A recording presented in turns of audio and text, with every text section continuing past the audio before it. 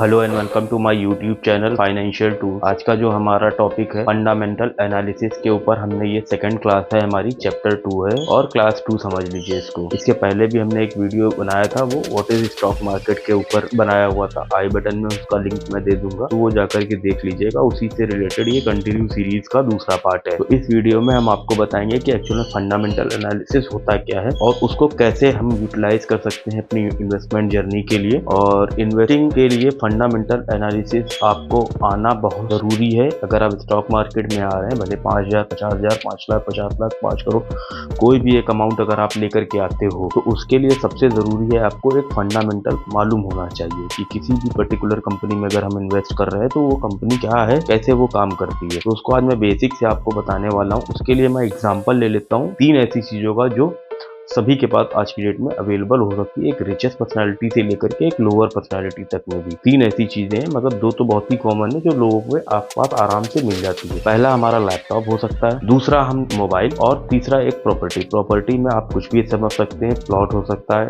Flat हो सकता है, हाउस हो सकता है, मकान, कुछ भी हो सकता है वो, ठीक है। अब आप देखिए, अगर आप लैपटॉप परचेज करते हैं तो सबसे पहले उसकी क्या ही स्पेसिफिकेशन देखते हैं। सबसे बेसिक हम लोग जो देखते हैं कि वो क्या चीज है, किस कंपनी का है और उसमें क्या क्या कॉन्फ़िगरेशन है। जैसे कि 1 टीबी का हार्ड डिस्क है, एसएसडी कितना है, रैम कितना है। देन उसके अलावा हम उसमें देखते हैं कि प्रोसेसर कौन सा लगा हुआ है। वैसे ही सेम हम आज की डेट में अगर मोबाइल भी परचेज करने जा रहे हैं तो उसमें हम देखते हैं कैमरा कैसा है, किस कंपनी का है, उसका प्राइस क्या है। प्राइस को आप बिल्कुल अपने मतलब नोट डाउन करके चलिए कहीं, तो प्राइस सबसे इंपॉर्टेंट फैक्टर होगा, ठीक है। देन उसकी कॉन्फ़िगरेशन भी, ये सारी चीजें बहुत इंपॉर्टेंट है। कॉन्फ़िगरेशन में आप लैपटॉप में आ जाते हैं तो कॉन्फ़िगरेशन अलग है। मोबाइल्स की कॉन्फ़िगरेशन में हम अलग देखते हैं कि कितने जीबी का रैम हो सकता है, उसमें इंटरनल स्टोरेज क्या है, कितने स्लॉट्स हैं उसमें सिम कार्ड के, और एक्स्ट्रा मेमोरी का क्या स्लॉट है, कैमरा कितने मेगापिक्सल का है, और मतलब मोबाइल का डिजाइन क्या है, स्लिक कैसी है उसकी, ये सारी चीजें। उसी तरह से अगर हम एक कोई तो प्लॉट परचेज कर रहे होते तो वो हम देखते हैं किस लोकेलिटी में है,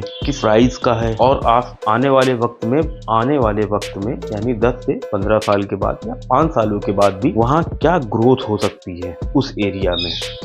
ये 3 ही फैक्टर हैं और स्टॉक मार्केट का फंडामेंटल एनालिसिस भी इन्हीं फैक्टर्स पे ही काम करता है। कंपनी का प्राइस जो हम परचेज कर रहे हैं, कंपनी में क्या कॉन्फ़िगरेशन है, मतलब कंपनी बनाती क्या है, कंपनी किस रेट पे बनाकर बेच रही है, उसकी सेल्स ग्रोथ क्या है, अगले 10 से 15 सालों में कंपनी के क्या मतलब ग्रोथ रहने वाली है, ठीक है जी। अब उसी लाइन में ही, इसी सीरीज में ही हम कंटिन्यू और आगे आपको बताएंगे ई रेशियो क्या है स्टॉक का, इंडस्ट्री पे ई क्या होता है। ये थोड़े से टर्म्स ऐसे हैं, हो सकता है जो बेसिक बिगिनर्स हैं उन्हें ना मालूम हो, लेकिन हम इसमें आगे इसको कंटिन्यू करेंगे। बट आज जो हमारा मेजर फैक्टर है वो है प्राइस और सेल्स। प्राइस क्या है और सेल्स क्या है, और ये फंडामेंटल के लिए कैसे काम करता है। और उसके अलावा कंपनी की बुक्स को हम थोड़ा सा आज समझने की कोशिश करेंगे। उसमें कैश फ्लो क्या है, लायबिलिटी क्या है, ठीक है, बैलेंस शीट्स उसमें क्या है, ये कुछ चीजों को आज हम समझेंगे। देन फर्दर जो हमारी नेक्स्ट वीडियो आएगी उसमें हम इन डेप्थ में जानेंगे कि स्टॉक पीई क्या है, ठीक है, इंडस्ट्री का पीई क्या है, उसके अलावा जो है कंपनी की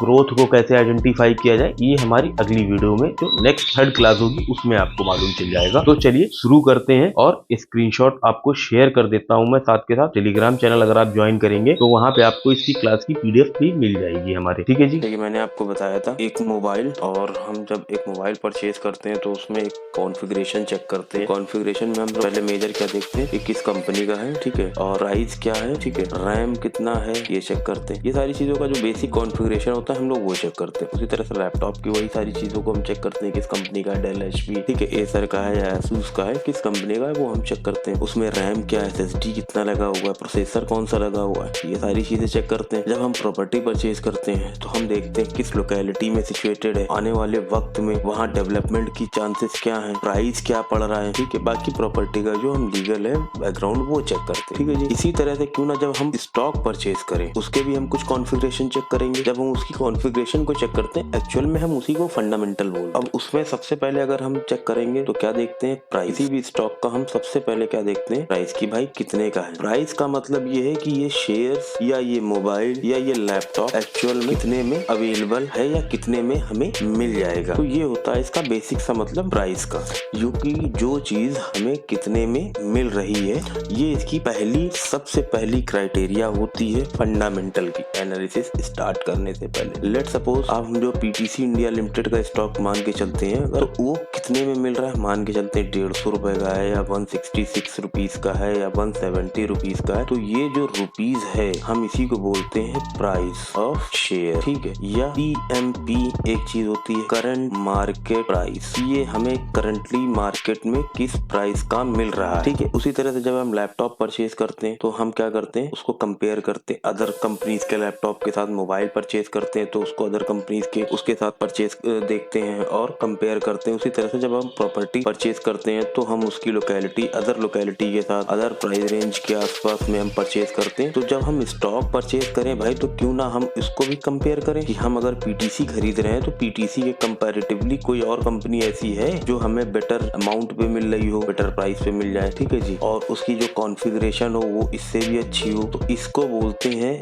इसमें peer comparison, PEER peer comparison बोलते हैं। चाहे आप पीयर कंपैरिजन बोल लीजिए लैपटॉप टू लैपटॉप के लिए, मोबाइल टू मोबाइल के लिए, प्रॉपर्टी टू प्रॉपर्टी के लिए और स्टॉक टू स्टॉक्स के लिए या शेयर्स के लिए, इसी कंपैरिजन को हम पीयर कंपैरिजन बोलते हैं। सबसे पहला फंडामेंटल का जो मूल मंत्र है वो होता है प्राइस चेक करना, ठीक है जी। अब आते हैं, मान के चलते हमने पीटीसी इंडिया लिमिटेड का एक मैं एग्जांपल लेकर के चल रहा हूँ। पीटीसी इंडिया लिमिटेड जो करंट प्राइस है वो 166.57 रुपीज के आसपास, ये जो अभी लास्ट मार्केट क्लोज हुआ है उस डेट में था। लास्ट मार्केट हमारी क्लोज हुई है 14 अगस्त को, 14th of अगस्त में ये हमारी मार्केट क्लोज हुई है। उस डेट को इसका स्टॉक प्राइस था 166 रुपए 57 पैसे, ठीक है। हमने मान के चलना है पीटीसी इंडिया लिमिटेड आज के लिए हमारा एक एग्जाम्पल ऑफ स्टॉक है जिससे हम फंडामेंटल एनालिसिस के बारे में और सीखेंगे, ठीक है। अब कॉन्फ़िगरेशन, क्या क्या कॉन्फ़िगरेशन होनी चाहिए किसी भी स्टॉक को परचेज कर रहे हैं। जब हम मोबाइल परचेज कर रहे हैं उसकी कॉन्फ़िगरेशन चेक करते हैं, लैपटॉप परचेज कर रहे हैं तो उसकी कॉन्फ़िगरेशन को चेक करते हैं, किसी प्रॉपर्टी को परचेज करते हैं तो उसमें क्या क्या कॉन्फ़िगरेशन है वो चेक करते हैं। कॉन्फ़िगरेशन का मतलब आप यूँ समझ लीजिए कि उस क्या क्या फीचर्स, ठीक है। तो वैसे ही अगर किसी भी कंपनी में इन्वेस्ट करना है, किसी भी स्टॉक या शेयर्स को परचेज करना है, तो उसमें हमें सबसे पहले क्या क्या उसके जो है कॉन्फ़िगरेशन है वो देख लेना चाहिए। ये बिल्कुल बेसिक से मैं आपको बता रहा हूँ। तो जो सबसे पहला है वो है इनकॉर्पोरेशन या मैन्युफैक्चरिंग ईयर या इनकॉर्पोरेशन ऑफ द ईयर, ठीक है। दूसरा है मार्केट कैपिटलाइजेशन, तीसरा है sales turnover and sales growth, या सेल्स की ग्रोथ क्या है, टर्नओवर की ग्रोथ क्या है, ठीक है। उसके बाद हम देखते हैं स्टॉक का PE, देन उसके बाद हम ROCE return on capital employed का जो फुल फॉर्म है रिटर्न ऑन कैपिटल एम्प्लॉयड, उसका एक्रोनियम है ROCE। Then dividend yield check करते हैं, देन हम प्रॉफिट एंड प्रॉफिट ग्रोथ देखते हैं। इनकॉर्पोरेशन ऑफ मैन्युफैक्चरिंग में हम यहाँ पे देख लेंगे कि कंपनी का इनकॉर्पोरेशन क्या है, ठीक है। डेट ऑफ इनकॉर्पोरेशन, किस साल में कंपनी का रजिस्ट्रेशन हुआ है, इसको भी हम आगे डीपली और समझेंगे, ठीक है। कंपनी किस सेगमेंट में डील करती है, डील ऑफ द सेगमेंट बहुत जरूरी है, क्या मैन्युफैक्चरिंग है उसकी या सर्विस प्रोवाइडर है, अगर मैन्युफैक्चर कर रही है तो क्या बनाती है, और खाली मतलब डोमेस्टिक सेल है इसकी या इंपोर्ट एक्सपोर्ट में भी डील करती है, वो भी चेक करेंगे। यदि सर्विसेज है तो हम देखते हैं कि क्या सर्विस प्रोवाइड कर रही है वो, और डोमेस्टिक लेवल पे सर्विसेज दे रही है या एक्सपोर्ट भी कर रही है या ग्लोबली सर्विस प्रोवाइड कर रही है, ठीक है। Incorporation, manufacturing year and entity से मतलब हो गया किसी भी कंपनी का, ठीक है। Is registered that date is called incorporation, जिस डेट को कोई कंपनी रजिस्टर्ड होती है उसको हम लोग इनकॉर्पोरेशन या मैन्युफैक्चरिंग देखते हैं। अच्छा, इसका देखना जरूरी क्यों है, इससे हमें ये मालूम चल जाता है कि एटलीस्ट कंपनी कितनी पुरानी है, उसी के बिहाफ पे हम करंट सिचुएशन यानी 2024 में नवंबर मंथ में और उसका जो इनकॉर्पोरेशन ईयर है उस डेट से आज की डेट तक में पैरेलल हम उसका पूरा का पूरा एनालाइज कर सकते हैं अच्छे से, ठीक है। अब देखिए, इनकॉर्पोरेशन डेट अलग हो सकती है। लेट्स सपोज कोई इनकॉर्पोरेशन डेट है 2000 और मैन्युफैक्चरिंग डेट डिफरेंट हो सकती है। मानिए इनकॉर्पोरेशन हो गया, कंपनी रजिस्टर्ड हो गई, रजिस्ट्रेशन हो गया कंपनी का, ठीक है, लेकिन इनका क्या हुआ, मैन्युफैक्चरिंग उन्होंने 1 साल बाद स्टार्ट की या प्रोडक्शन उन्होंने 1 साल के बाद स्टार्ट किया, तो वो हमारा मैन्युफैक्चरिंग ईयर का वहाँ से हम लोग काउंट करते हैं। जैसे कि हम मोबाइल देखते हैं तो उसका मैन्युफैक्चरिंग ईयर देखते हैं ना, जब हम लैपटॉप देखते हैं तो हम लोग लैपटॉप का भी मैन्युफैक्चरिंग ईयर देखते हैं ना, भाई किस साल में ही बना हुआ है ना। तो उसी तरह से इसका हम मैन्युफैक्चर, बिल्डिंग अगर हम कोई परचेज कर रहे होते हैं फ्लैट या हाउस, तो उसका भी हम बिल्डिंग का भी कितना विंटेज है ये भी चेक करते हैं कि भाई कितने साल पहले ये बनी हुई है। सेम उसी तरह से हमें इनकॉर्पोरेशन भी चेक करना होता है किसी भी कंपनी के जब शेयर्स में हम इन्वेस्टमेंट कर रहे होते हैं। तो पीटीसी इंडिया लिमिटेड जैसे हम देख रहे थे, तो पीटीसी इंडिया लिमिटेड का एस्टेब्लिशमेंट हुआ था 1999 में, 1999 से। अभी 1999 से हमें 2024, ये एक टाइम ड्यूरेशन मिल गई। इस टाइम ड्यूरेशन के बीच में हम इसके सारे ही और जो हमने पैरामीटर्स आपको बताए हैं वो एनालाइज कर पाएंगे। इसके और फीचर्स क्या है वो एनालाइज कर पाएंगे। जैसे सेल्स क्या है इसकी, कितनी रही है सेल्स में, ग्रोथ कैसी रही है इनकी, वो उसको एनालाइज कर पाएंगे। पीई रेशियो को एनालाइज कर पाएंगे, ठीक है। मार्केट कैपिटलाइजेशन क्या रही है हम उसको एनालाइज कर पाएंगे। तो ये एक टाइम ड्यूरेशन हमें मिल जाती है।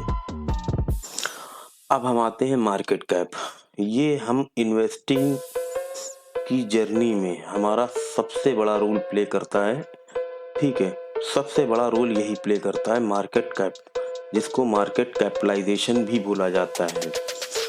अगर आप किसी भी पर्टिकुलर स्टॉक में इन्वेस्ट करने जा रहे हैं, किसी भी पर्टिकुलर कंपनी को आप इन्वेस्ट करने जा रहे हैं, तो उसका मार्केट कैप सबसे पहले आपको चेक करना होगा कि आखिर ये कितना, इसका कैपिटलाइजेशन क्या है, कंपनी कितनी बड़ी है। का मार्केट कैपिटलाइजेशन से आपको कंपनी का साइज मालूम चल जाता है, किस साइज की कंपनी है, ठीक है जी। बहुत मतलब एक क्रूशियल वर्ड है ये मार्केट कैप या मार्केट कैपिटलाइजेशन। इसका कैप का मतलब फुल फॉर्म हो गया कैपिटलाइजेशन। ये बहुत क्रूशियल वर्ड है और इसकी इन डेप्थ नॉलेज लेना आपको बहुत ज़रूरी है।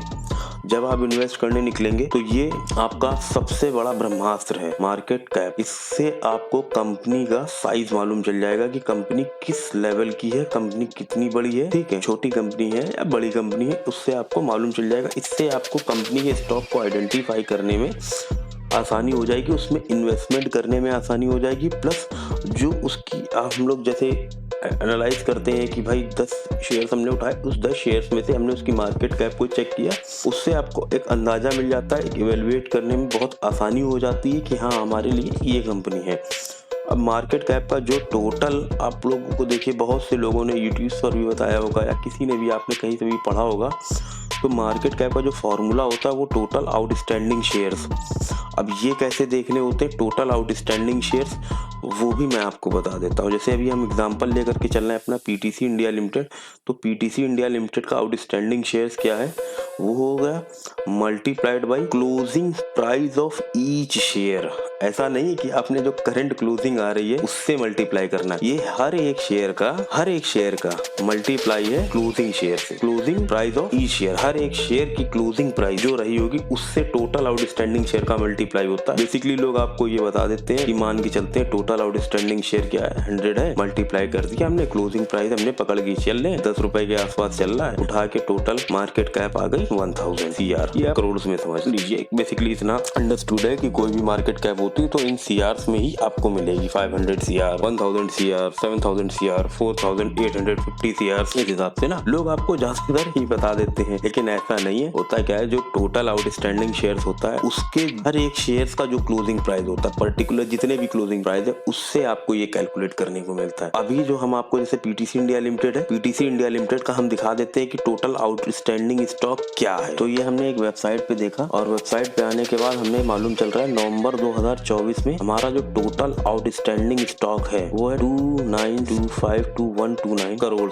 Numbers are in crore, 29,62,52,129 crore, ठीक है जी। तो ये टोटल्स हमारे आउटस्टैंडिंग नंबर्स हो गए। अब देखिए करंट मार्केट प्राइस क्या है, 166.57। यदि आप इससे मल्टीप्लाई कर दोगे तो आपको जो इसकी करंट मार्केट प्राइस है वो नहीं मिलेगी।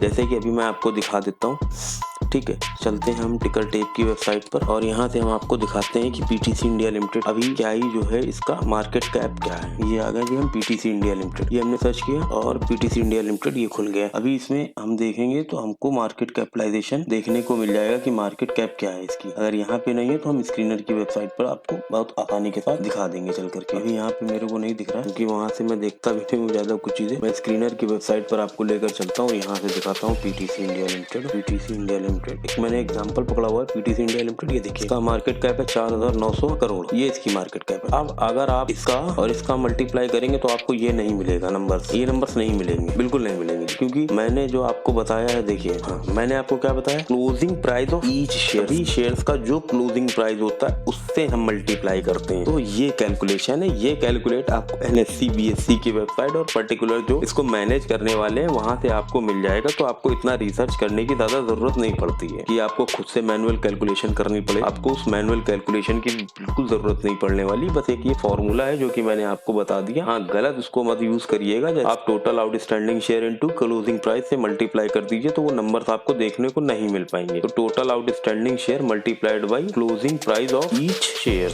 हर एक शेयर का क्लोजिंग प्राइस आपको देखने को मिलेगा। उसके साथ ही ये मल्टीप्लाइड भी होता है। अब हाँ, मार्केट कैप का एक बहुत मेजर रोल है और बहुत बड़ा रोल है। मार्केट कैप से हम आइडिया लगाते हैं कि कंपनी का साइज क्या है, कि जितना बड़ा उसका मार्केट कैप होता है उससे ये मालूम चलता है कि इस कंपनी का उतना बड़ा ही एक्सपेंशन है, कंपनी उतनी ही ज्यादा जो है बड़े स्केल पे है। मार्केट कैप को पर्टिकुलरली बेसिकली हम सभी ने, हमने ही नहीं, आप लोगों ने भी, अगर जो भी बिगिनर्स नहीं भी हैं तो उन्होंने इस चीज को पढ़ा होगा कि मार्केट कैप को पर्टिकुलर 3 उसमें डिवाइड किया हुआ है। पहला होता है large cap. Large cap market होता है, स्टार्ट होती है उसकी मार्केट कैप 7,000 करोड़ से 20,000 करोड़, ठीक है जी। 7,000 करोड़ से यहाँ से 7,000 करोड़ से 20,000 CR के जो बीच में है उसे हम लोग बोलते हैं लार्ज कैप। अब लार्ज कैप स्टॉक्स में मोस्ट ऑफ द, हम लोग जब अपना पोर्टफोलियो डिजाइन करते हैं तो वहाँ पे हम लोग 3 तरह के शेयर्स को अपनी बुक्स में रखते हैं। जैसा पहला की लार्ज कैप है। लार्ज कैप में कंपनी का एक्सपेंशन कंप्लीट रूप से हो चुका होता है, कंप्लीटली हो चुका होता है, ठीक है। अब इसकी ग्रोथ जो है जितनी होनी थी ऑलमोस्ट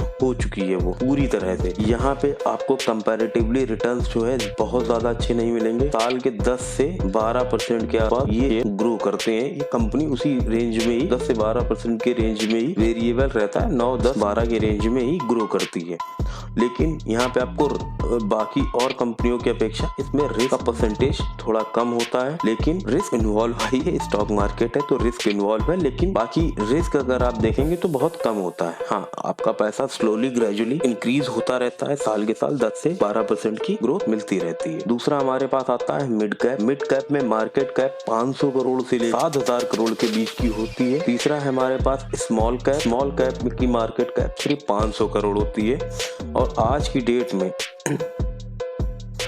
ये लार्ज कैप और मिड कैप से ज्यादा पॉपुलर हो चुका है ये स्मॉल कैप, जिसे आप पेनी स्टॉक भी कहते हैं। 500 करोड़ के अंदर की कंपनी, शेयर प्राइस होगा 10 रुपए से लेकर के 100 रुपीज के बीच में। लोग इसकी तरफ बहुत ज्यादा अट्रैक्ट होते हैं, लेकिन ये हाईली रिस्की शेयर है। इसमें रिटर्न अगर आपको 30 से 25% या 100% तक के मिलते हैं तो ये आपको माइनस में भी 100% तक का रिटर्न दिखा सकता है। ये इतना ज्यादा रिस्की है। इसीलिए जब भी हम लोग अपना पोर्टफोलियो डिजाइन करते हैं तो उसमें हम लोग लार्ज कैप के स्टॉक्स को शामिल करते हैं। मान के चलते हैं अगर हमारे पोर्टफोलियो में 10 शेयर हैं तो 10 शेयर में हम रखते हैं तकरीबन 5 शेयर्स लार्ज कैप कंपनीज के, बाकी के 3 शेयर्स हम मिड कैप के रख लेते हैं और हम सिर्फ और सिर्फ 2 स्टॉक्स ऐसे रखते हैं जो स्मॉल कैप के हो। हमारा ज्यादा अमाउंट का अगर लॉस होता भी है अगले 10 से 15 सालों में तो हमारा बहुत ज्यादा लॉस ना हो, हम बहुत ज्यादा लॉस ना बियर करें। इसलिए इस तरह से अपने पोर्टफोलियो को डिजाइन करें कि लार्ज कैप का नंबर्स ऑफ शेयर्स ज्यादा रखें, मिड कैप के उससे थोड़े से कम रखें और स्मॉल कैप के अपने पोर्टफोलियो में रखें, लेकिन बहुत ज्यादा नहीं और ना मिड कैप से ज्यादा ना लार्ज कैप से ज्यादा।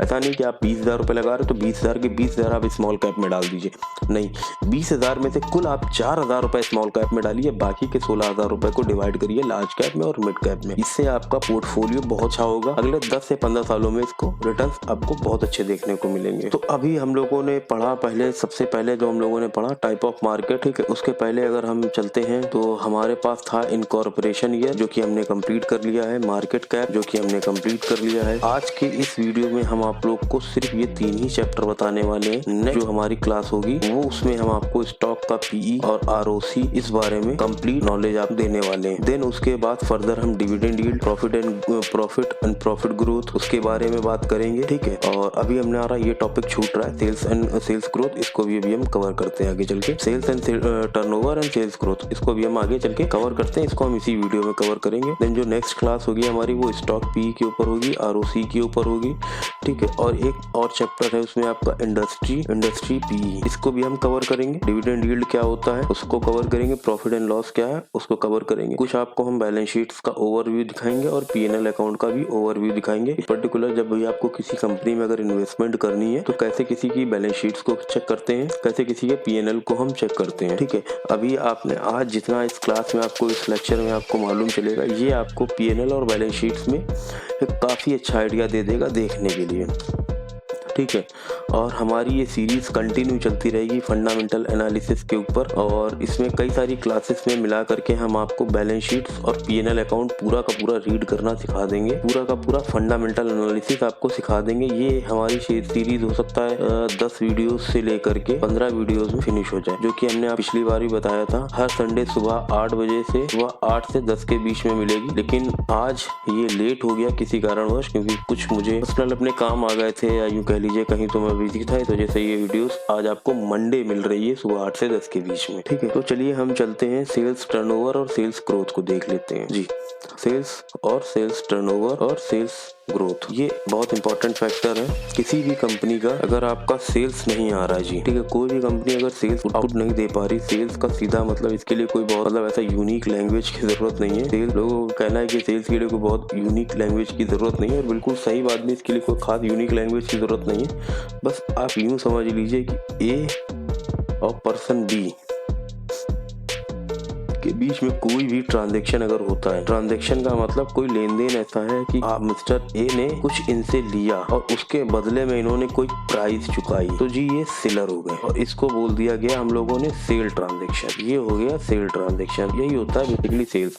किसी भी कंपनी के फंडामेंटल एनालिसिस का सबसे बड़ा और सबसे इम्पोर्टेंट पहलू होता है सेल। यदि आप सेल एक बार ऑब्जर्व करना सीख जाएंगे और समझ जाएंगे तो आपकी इन्वेस्टिंग जर्नी काफी आसान हो जाएगी, ठीक है। अब सेल्स में कैसे अब कंपनी का इनकॉर्पोरेशन हुआ, जैसे 1999 में PTC इंडिया का इनकॉर्पोरेशन हुआ, इन्होंने साल के साल अपना सेल्स स्टार्ट किया, ठीक है, सेल्स होती गई और सेल्स से ही प्रॉफिट बनता है, सेल्स से ही प्रॉफिट बनता है। अब सेल्स ग्रोथ क्या है, सेल्स ग्रोथ ये है 1999 में कॉर्पोरेशन हुआ, आज की डेट में 2024 चल रहा है। अब इस पीरियड में 1999 मान के चलता हूँ मैं, ये स्टार्टिंग ईयर था, यहाँ नहीं पकड़ता हूँ। 2000 में आके यहाँ पे 2000 में जो इनकी सेल्स आई वो आई 20 CR, 2001 में 3 CR, देन 2022 में 24 CR। इसी को बोलते हैं सेल्स ग्रोथ या सेल्स का आकलन करना कि कंपनी की सेल्स कैसी है, क्या है। अब सेल्स ग्रोथ अगर देखनी है तो मान के चले यहाँ से स्टार्ट हुआ, देन ये फिर ये इस तरह से अगर चल रही है तो ये ही आप साइड में ही देखिएगा रैली दिख रही है सेल्स में। यानी कंपनी पिछले कई सालों से जब से स्टैब्लिश हुई है